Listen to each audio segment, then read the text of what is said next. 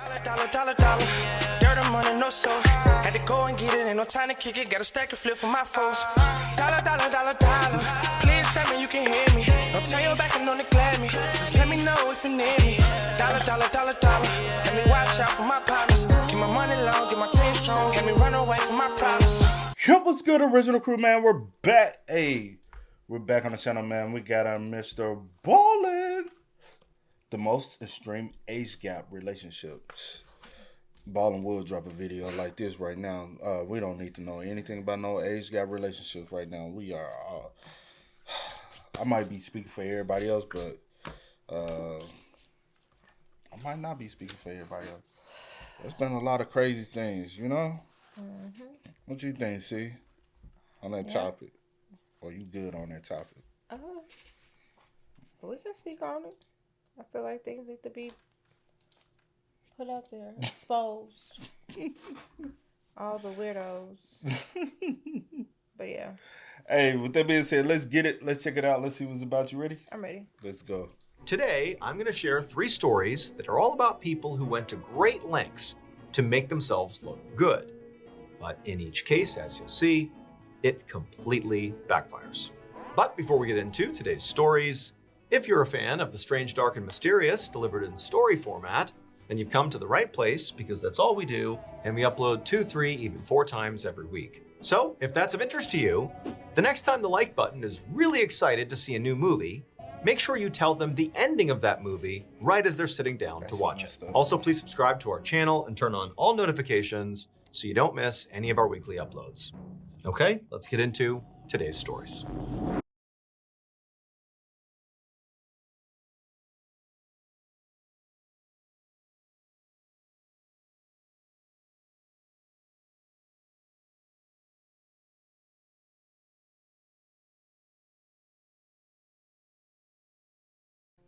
One afternoon in late February of 2023, a 26-year-old man named Julio Bermejo walked toward a park in the city of Puno, Peru, with his girlfriend, Juanita.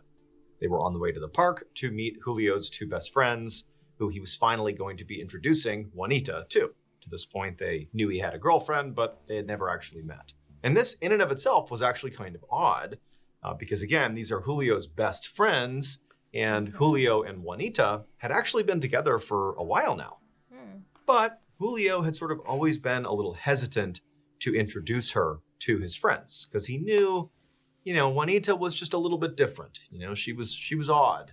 And he knew that his friends might, pick up on that and maybe even make fun of him for it. He didn't know. He was worried that it would cause weirdness amongst the friends if they had a chance to interact with his girlfriend. And so he just kind of kept her secret. But his friends knew he was dating Juanita, and they just really wanted to meet her. And so they kept pressuring him. And finally, he's like, you know what? We'll just go to the park. We'll meet up. I'm sure it'll be fine. And in order to ensure that this meeting would go as well as it could, Julio had also brought along with him as they're walking to the park. He had this big red cooler.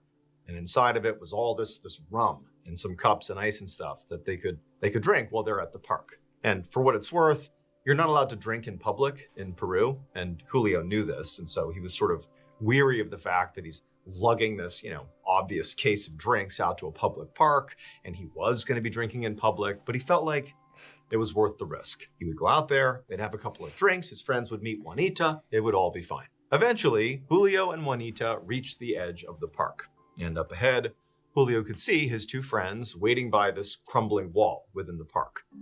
So most of Puno was covered in all these old ruins because there was this ancient civilization called the Incas who had lived there hundreds of years ago.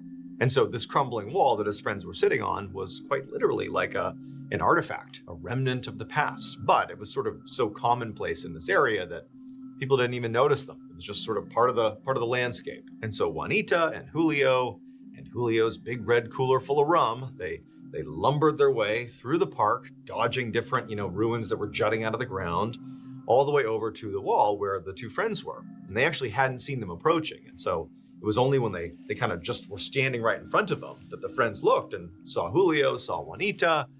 And Julio, right away, he's sort of trying to gauge their reaction to Juanita and to this whole situation. But pretty quickly, his friends were, just pretty cool. And they were interested in Juanita. And, they quickly wanted to learn more about Juanita. And it was just like kind of easy. And Julio, he opened up the cooler right away. He got the cups out. He's filling them up with rum and soda. And all the friends are drinking. They're having a good time. And Julio's like, man, I was worried about nothing. My friends, they think Juanita is great.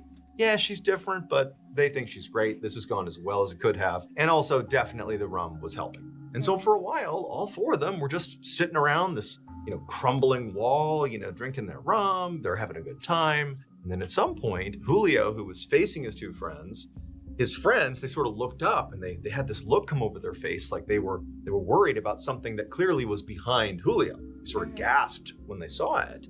And Julio, he's like, oh no, like is it the police? Because they're out here drinking publicly and they're getting a little bit drunk and a little bit rowdy, with the exception of Juanita.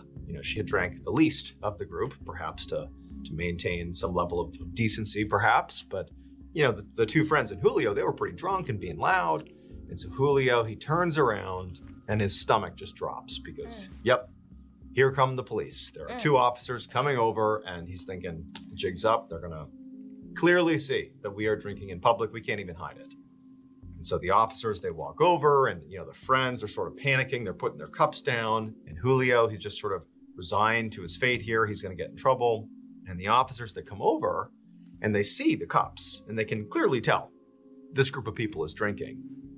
But when they looked into that red cooler, that big red cooler that Julio had brought along, when they saw what was in there, they backed up and they told Julio to stay right where he was. So Julio and Juanita had actually been together for years. And despite his insecurities about her, about their relationship, he was ultimately pretty eager for his friends to finally meet her. But taking her to the park that day turned out to be a really big mistake. Because when the police arrived on the scene and they looked in Julio's red cooler, probably expecting to see alcohol, because that's very likely why they approached them in the first place, they did see alcohol, but they also saw Juanita. So Julio was right to be on edge about how his friends might react to seeing his girlfriend, seeing Juanita, because she was so different, right? That's his concern. And she was very different than your sort of average girlfriend, let's say. Because Juanita was actually an 800-year-old mummified man from the pre-Hispanic era, the period when the Incan civilization ruled the area. Julio's father had acquired Juanita, this mummy, decades ago. So Juanita had actually been a fixture in Julio's life since he was born. Now, Julio's best friends, really all of his friends, knew that, his family had this mummy, but they didn't take it seriously when Julio referred to the mummy as his girlfriend. Again, this is an 800-year-old mummified man, that he calls his girlfriend. They thought it was a joke. But, when it seemed like it wasn't a joke, when it seemed like Julio apparently had a real relationship with this mummy, the friends begged him to bring Juanita out. They wanted to see this amazing artifact. But they didn't realize that request, when they finally pushed Julio to come out to this park with Juanita in his cooler, because that's how he transported her, that would actually destroy their friend's actual love life. Because Julio was not joking when he called Juanita his girlfriend. He had very real, very deep feelings for this mummy. He'd even convinced himself that she was like an active participant in their relationship and sort of kept him in line, according to Julio. He said that Juanita would hold his hand and would poke his feet whenever he misbehaved. And so when those two officers in the park came over to Julio and his friends and they looked in the cooler, they saw, Juanita, this mummy, partially inside of this cooler along with the rum. And so right off the bat, Julio and his friends, they're getting in trouble for that alcohol. But also, Julio was arrested and charged with the illegal possession of a historical item. But as of 2023, there's been no update on this case. As for Juanita, like the actual mummy, it was confiscated by the Ministry of Culture for research purposes, and that means very likely that she and Julio will be separated forever. What in the You actual know how insane it is? facts? How y'all just And for them to just like take it and for research or whatever, how did the dad? acquire? It's been in their family for What the fuck? Who acquires a mummified? What the? Yeah, that's weird. Different strokes for different folks. What That's you all I got to said. say. What you This said. is by far some of the wildest, Yes. weirdest thing. What were you thinking? I I'm know you thinking weren't he thinking took this. somebody. I wasn't thinking that. I was like, did he? Did you think Juanita was a minor? At first? At first, in the very beginning, but then as it kept going on, I was like, well, maybe not. I was like, did he do something? And what's in the cooler that the I thought he police had see a was a dead head body. or something? I thought it was a dead body. Yeah, I'm like, well, technically it is. I mean, technically, but yeah, I wasn't thinking this. Nah, not at all.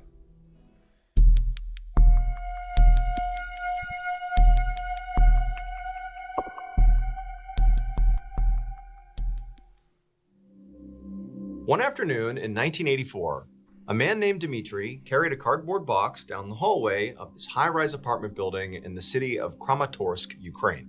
And this building was basically brand new. It was one of a bunch of developments that had been built right before the Moscow Olympics just 4 years earlier in 1980 as part of a push to show the world that the Soviet Union was a very successful and prosperous place. So very much by design, everything that they had built was very shiny and very modern and impressive, like this apartment building. And pretty much everybody in the area had been really desperate to get one of these new apartments, and Dmitry had lucked out. So a few weeks ago, Dmitry had been notified that one of the units had suddenly opened up, and he jumped at the opportunity to move in. He and his family had never lived in a place this nice before. I mean, there were brand new appliances, and the building had thick concrete walls with great soundproofing, so they didn't have to listen to their neighbors chat or watch TV like they had in many other places they lived before. Like, this was a huge upgrade. So today, Dmitry and his wife and 2 sons had basically spent the entire afternoon hauling their furniture in and getting situated because they're like, we want to move in here as fast as possible. His family was inside the unit now, unpacking basically everything else, and Dmitry was bringing up one of the very last boxes. But as he headed down the hallway toward his apartment, Unit 85, he saw a neighbor open up her door right up ahead, and the neighbor looked out at him. And as Dmitry got closer to this neighbor, he noticed that this woman looked incredibly sad and just kind of tired, like life had beaten her down. She was also really pale and very thin and gaunt, and she had bags under her eyes. And she was watching Dmitry with this strange expression on her face, almost like pity for Dmitry. And Dmitry, despite this initial reaction to what she looked like, he doesn't know her, and this is his neighbor after all, so he was about to stop and introduce himself to her, but right as he was about to, she suddenly went back inside of her unit and closed the door. The whole thing was just very weird. And Dmitry, after the door had shut, he just stood there for a second, wondering if he should knock and ask the woman if there was some kind of problem, like, was she okay? But in general, Dmitry was naturally kind of a quiet, introverted guy, and he very much preferred to mind his own business about pretty much everything. So he decided he would just leave the woman alone, which was pretty clearly what she wanted anyways. I mean, she's the one who shut the door and disappeared on him. So after a minute, he just walked the rest of the way down the hallway, he went inside of his unit, and he carried this cardboard box that he had lugged up here into the bedroom that his teenage sons were going to share. And when he got in there, he saw his boys were standing up on one of the mattresses, trying to hang a decorative rug on the wall behind their beds to kind of, freshen up the place. And Dmitry, he was glad to see that. It seemed like his sons were, leaning in to making this space their own. And so Dmitry, he set the box down and looked around their room. And with all their stuff there, it was already starting to feel like home. And he was sure that, despite the weirdness with his neighbor, that this has got to be the beginning of a really just amazing, new exciting chapter for he and his family. But Dmitry quickly realized that not everything in this building was as amazing as he thought it was. I mean, he'd already had that weird run-in with his neighbor. And it would turn out that was just the tip of the iceberg. Even though, his apartment and this whole building was undeniably nice and beautiful and modern, basically all of their neighbors were not nice. It was not just that one woman who appeared to be quite rude on that first day there. It was like every single person Dmitry ran into in this entire complex was quiet and sullen and grumpy and definitely not interested in talking to Dmitry. And then more than that, you have all these people that clearly didn't want anything to do with Dmitry and his family, but it was almost like all the time, the entire place was just silent. I mean, there was good soundproofing in this building, no doubt, but every time he walked down the hallway, it was just silent. Like nobody was making any noise in any of the apartment buildings. It was like this weird vibe that sort of hung over this whole place, like a sense of gloom and doom sort of persisted everywhere. And Dmitry just couldn't explain it. Like of all places to have that feeling be so present, why here? This is such a nice place. But Dmitry and his family, they stuck it out. They stayed in this apartment. And, despite how weird, it was, and it continued to be as weird as I've described here, pretty much the whole time they were there, Dmitry and his family, they tried to make the best of it. But a couple of years after they had moved into Unit 85, Dmitry's older son started feeling unusually tired and weak, sort of similar to how the people in the building all seemed to act. And at first, Dmitry thought his son was just stressed with school or his social life or something, and maybe he just needed more sleep. But his son's symptoms just kept getting worse. And when Dmitry and his wife eventually took their son to the doctor, they found out that unfortunately their son had leukemia, which is a blood cancer. Now, this was obviously a total shock to the family because, this whole time they'd been chalking it up to, he needs more sleep, right? But to find out it was something so serious, they didn't even know what to think. And on top of that, Dmitry's son, who had the leukemia, he had always been like a really active, healthy kid. So this just felt like it came out of nowhere. But now he had to undergo cancer treatment and spend most of his time resting in bed. And despite doing those things, he just continued to get worse. A few months after Dmitry's older son got sick, Dmitry was sitting inside of an exam room at the doctor's office with his younger son, who was now also sick. He had a lot of the same symptoms as his brother.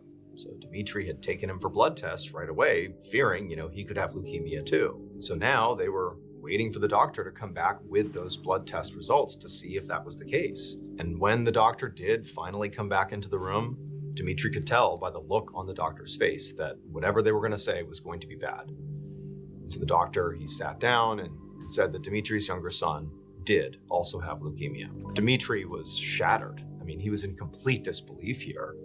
He asked the doctor, how is it possible that both of my children could develop the same type of cancer in the same year? And the doctor said, well, there is an answer for that. This was hereditary. The whole family had a genetic predisposition to leukemia. That afternoon, Dmitry brought his youngest son home and told his wife and his older son the terrible news.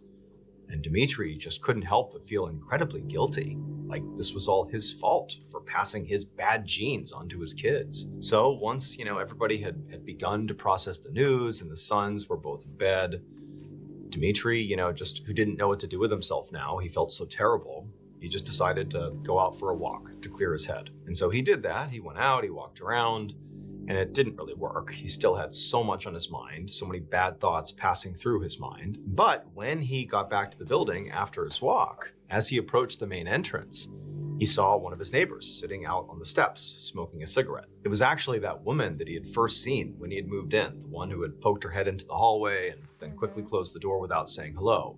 Since that day, Dmitry had never spoken to her. He hadn't even tried to talk to her. It was clear she didn't want anything to do with him or anyone else for that matter.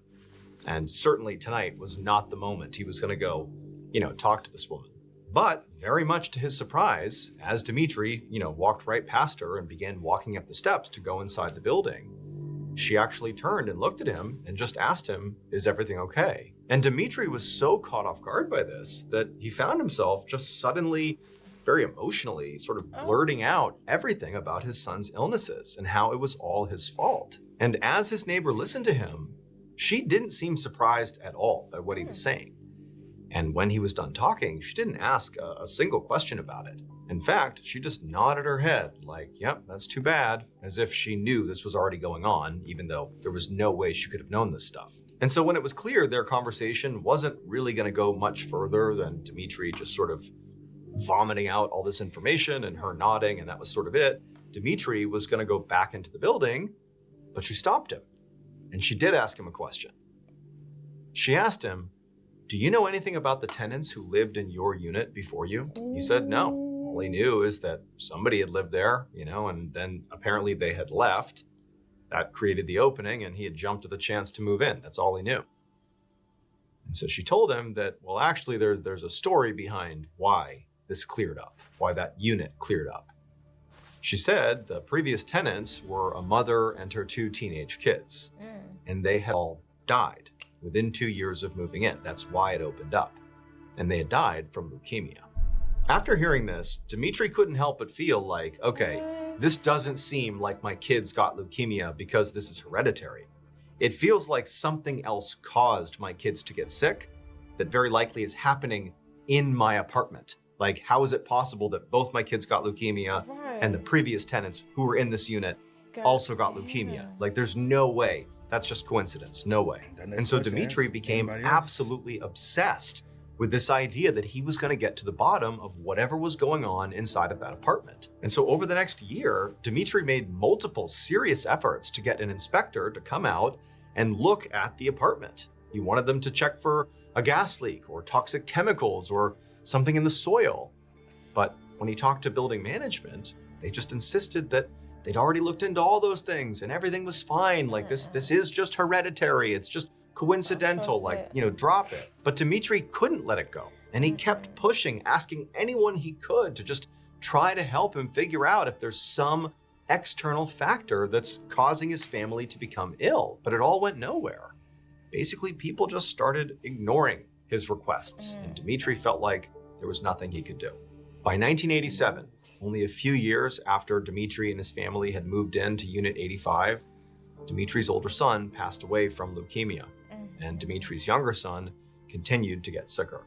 Meanwhile, a rumor began to spread around the apartment building and also just across the whole area that Unit 85 of that apartment building must be cursed. 2 years later, on a cold morning in 1989, Dimitri came home from the hospital where his younger son was being treated to grab some clean clothes for himself and his wife. He and his wife were now spending virtually all their time at the hospital. It felt like they were at this point just waiting for their second son to die. That was the direction this seemed to be going. And so, of course, this is like a really miserable, awful time for Dimitri and his wife.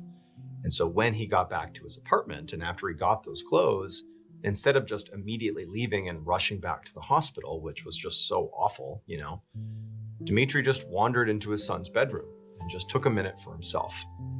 He sat down on one of the beds and he stared at that decorative rug that was hanging on the wall, which had been there since the first day they had moved in. The sons had put it up there. And when he looked back at that day, he remembered how excited and how hopeful his sons had been and how he and his wife had been for their new life here. Like, this felt like such an amazing opportunity. But that day, that move-in day, felt like a lifetime ago. Ever since then, nothing had gone the way they had expected. And so Dimitri wondered if maybe the rumor was true, that Unit 85, where they lived, maybe it really was cursed. And while he was thinking about that, something on the rug, the decorative rug on the wall, caught his eye. And so Dimitri, he got up and he walked over to this rug to get a better look. And at first, he couldn't even tell what he was looking at. But upon closer inspection, he knew something was wrong here. And it was wrong enough that he actually ran out of the room, picked up the phone, and called emergency services. So when Dimitri had moved in, he'd been so excited that he'd basically overlooked a lot of red flags. He never asked why the previous tenants would leave behind such a great apartment. Like, he didn't know it was because they died after living there for a very short amount of time. But he didn't ask. And he also didn't ask about why basically everybody on the premises just seemed so sad and lifeless all the time. Like, everybody acted that way.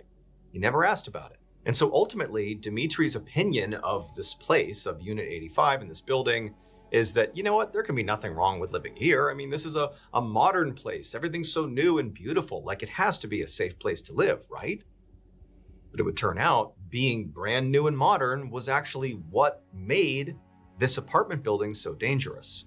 When this building was constructed, the Soviet government had been in such a rush to show off how wonderful and rich the country was in time for the Moscow Olympics that they'd made a terrible mistake. During the construction of this whole apartment building, The crew had lost a very small but very important piece of equipment. It was a capsule on a machine that measured the density of soil, which they used at the quarry where they were carving the stone that was used to build the apartments. Now, work had been paused so the crew could find this capsule, but the government also really didn't want there to be a big delay here because they wanted to show off this amazing place, in time for the Olympics. So after a week, even though the capsule was still missing, they just called off the search and resumed construction, figuring the capsule must just be somewhere in the quarry. But the capsule was not in the quarry. It ended up embedded into the stone walls of Unit 85. Wow. And this was a big problem because that capsule contained a substance called cesium-137, which is extremely radioactive. And so for the next 8 years, the people who lived in that apartment building, in particular in and around Unit 85, were receiving constant radiation exposure. That's why all of Dimitri's neighbors seemed sad and pale and lethargic. And that's also why Dimitri's family and the family before him who had lived inside of Unit 85, it's why they got leukemia. Dimitri discovered the awful truth in 1989 when he was in his son's bedroom and he was looking at the rug hanging on the wall. What he noticed on the rug was there was what appeared to be a burn mark. And when he looked more closely, he realized that the burn was coming from the wall itself that the rug was pressed against. Like there was something in the wall causing this rug to burn. And so not really having any idea what that was, but knowing that, something odd has been going on here, he suspected for many years, and no one's really looked. This seems really odd. I better call the authorities. Well, when he did, the authorities came out and they inspected the apartment. And when they cut into that wall behind the rug, what did they find?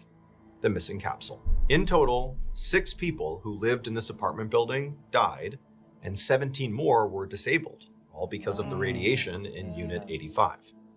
However, despite that being sort of hard facts, nobody was ever held accountable for this deadly incident. Of course not.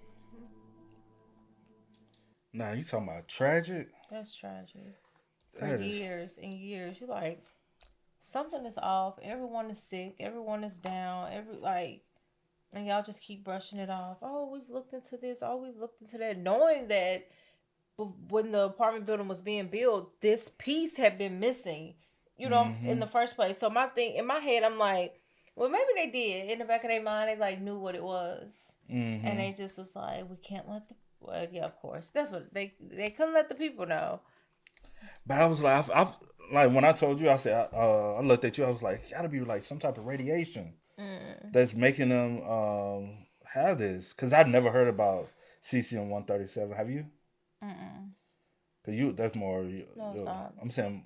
No, it's not. No, it's not. I'm saying knowing stuff like this. No, it's not. Yes, it is. That's not. That's not my field. You took chemistry. I ain't have to take chemistry. I never took taking chemistry and this being that's not my forte. But you would think that it has to be like something environmental. You know what I'm saying? More than like genetic. Like if seems like everyone in the apartment building seems to be a little off. Yeah, altering the mood. You know what I'm saying? It's more so environmental. You think that's in the air back home? Because everybody. When you think about it, though, people actually being sick and people are losing their lives just unexpected. You like a whole family. Yeah, gone? but that's true though. We just moved in and all of a sudden my oldest son is sick. Then my youngest son gets sick all within the same year. Like, that's not a coincidence. Like, something is going on. I just hate that it took that long. And I hate that the oldest son lost his life. But also it's the fact that nobody's held responsible for all these deaths and all these people being sickly ill like that. And the government just like, it happens. We found it. Okay, go back to just forget this and go back to normal. Hey, shit happens. No. People die every day.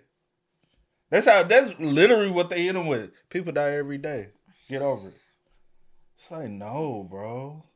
Because it says it emits high energy beta and gamma radiation, behaves chemically like potassium or sodium, and possesses serious health and contamination risks. Like, what? And it's a man-made metal.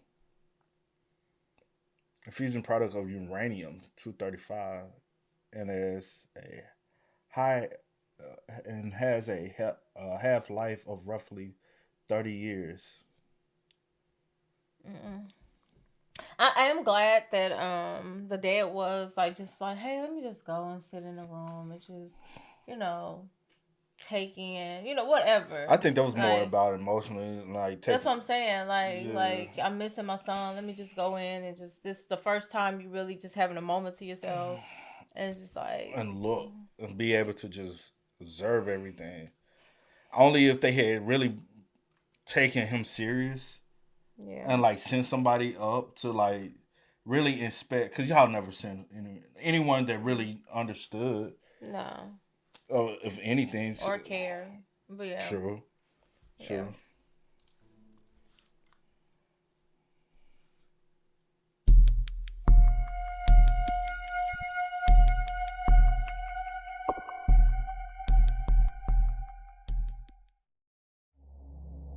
On the evening of September 17th, 1896, a detective named John White dug a shovel into the ground outside of a home in Evanston, Illinois. So Detective White worked for the Evanston police, and that morning, the owner of the home that he was currently digging in front of had come in to report that he had found bones buried on his property. So White had been sent out there to see if they were human or animal. Now, White had actually already stopped by the home earlier to inspect a few of the bones the homeowner had pulled out of the ground, and his initial thought was they were likely just from a deer or some other animal, so he was not expecting this to be human bones. However, he had still come back to fully excavate this yard because this property was only a quarter mile from the former home of the infamous serial killer named H.H. Holmes, who had been caught just 2 years earlier. And H.H. Holmes had confessed to 27 murders, but the police believed that there were dozens or even hundreds more that they didn't know about. So if any of the bones that were found on this property were human, it was then very likely they were connected to this serial killer. And that would be a huge find for Detective White at a time when he desperately needed a win. Because just a week ago, a reporter from the Chicago Chronicle had published a very unflattering story about Detective White, about how he had bungled a case, which had made White sort of like the laughingstock of the police force. It had been very embarrassing. But more than embarrassment, I mean, Detective White cared a lot about his reputation. He cared about being a good detective. So he had been looking for a way to sort of get that story out of everybody's heads. And he thought, like, what better way to do that than to be the detective that finds these missing bones, these potentially missing bones of these victims that had never been found. And so White, who he's out here, you know, part of this bigger excavation of this property, he takes a shovel and he begins to dig. And at some point, he hits something hard in the ground. At that point, White took a shovel away and he reached down and he carefully brushed away the dirt from whatever he hit. And eventually, when he revealed what it was clearly bone, but more than that, it was clearly human bone. It was an entire human skull. And so White, I mean, he was thrilled. I mean, this is like, in some ways, the best thing he could have found. I mean, this is undeniably human remains here. And that was sort of what he was hoping he would find. And there also wasn't much decay or discoloration on the skull, which suggested it had not been buried for very long, at least not more than a few years, which also highly suggested it was connected to H.H. Holmes, who had been caught 2 years ago. And so White, he's feeling really good. Like, he's got the big find here. This is exactly what he hoped would happen. He knew the medical examiner would obviously have to look things over and confirm some things, but it certainly seemed like he had effectively struck gold. And it also seemed like this was going to be White's chance to really stick it to that reporter who just a week earlier had written that horrible article about him. Now look at White. Look what he was doing now. Nobody would remember that terrible article, and everybody would remember this. And so White, he stops digging, he wraps the skull in a blanket, and he heads back to the police station. And when he went in there, who was already inside talking to another officer? None other than that very reporter who had written that embarrassing article about White a week earlier. And so White, he's thrilled. Like, this is the best case scenario for him. he's got that skull that's wrapped in a blanket. And he made a point of, as he walked down the middle of the aisle of this big room full of all the other officers and desks and this reporter, he made a point to really indicate that he had something important in his hands and he was walking with a purpose here. But he really wanted to get the reporter's attention. And so he walks down the aisle, he's got his skull, and the reporter, he notices and stops what he's doing, and he turns and he looks at White and he's like, "Hey, what do you got there?" And so White, he turns to this reporter, and, he stares at him like, "I know who you are. I know what you wrote about me." But what he does is he unfurls the blanket and reveals the human skull to the reporter. And the reporter's looking at it like, "What in the world?" And White's like, "Yeah, he's kind of gloating as he's doing this. He's like, "Yeah, I was digging up over at that property about a quarter mile from where H.H. Holmes lived. And I think I found another victim, a victim that nobody knew about. Yep, here it is. So there you go." And the reporter, he's staring at the skull. He's hearing what Detective White has said. And White could see the gears are turning in the reporter's head. Like, this is a huge story. And the reporter's like, "Oh my goodness, like, thank you. I got to write about this. This is amazing. I can't believe you've found this. This is incredible." And so White's like, this is the greatest thing. He's going to write a new article. It's going to feature me. I'm going to be the hero. And also, how great is it that this article is going to be written by him? Like, the same guy who talked bad about me is now going to make me out to be some kind of a hero. This is perfect. The next morning, when White walked into the police station, he was greeted with all his fellow officers cheering and clapping for him, congratulating him on this huge breakthrough, the find of this skull. So that Chicago Chronicle reporter had immediately written a story about White's big find, about finding the skull in that yard, and it had been front page news that morning. And so all of White's colleagues, everybody had read the story. He was the star. And to White's delight, the reporter even openly speculated that skull might even belong to H.H. Holmes's former wife, Minnie Williams, who'd completely disappeared a few months after they had gotten married, which was a huge revelation because nobody knew what happened to her. And it was like, wow, Detective White, you figured it out. You found her. And so Detective White had like the best day of his life. Like, this is redemption. Everything is great. Until that night, on his way home from work, Detective White stopped at this very crowded newsstand to pick up a copy of the evening edition. He grabbed a newspaper off the shelf and he looked at the front page, and unsurprisingly, his story, the Bones story, was still very much front page news. But as he read through the article, his stomach dropped. And then he heard a noise coming from all around him that made his blood run cold.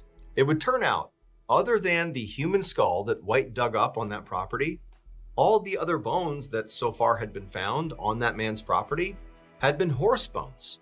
And more than that, the skull did not belong to a murder victim. So, unfortunately, White's big breakthrough was not a breakthrough at all. But Detective White, he actually knew that. He had known that from the first second he stepped on that property. Ever since that embarrassing article had been published about White that week earlier, he'd become obsessed, not just with fixing his reputation, but specifically with getting revenge on that reporter who wrote it.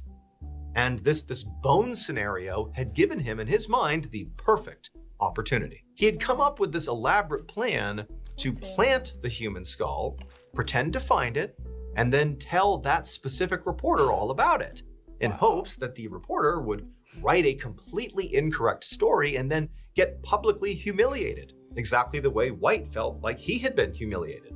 But White had underestimated this reporter.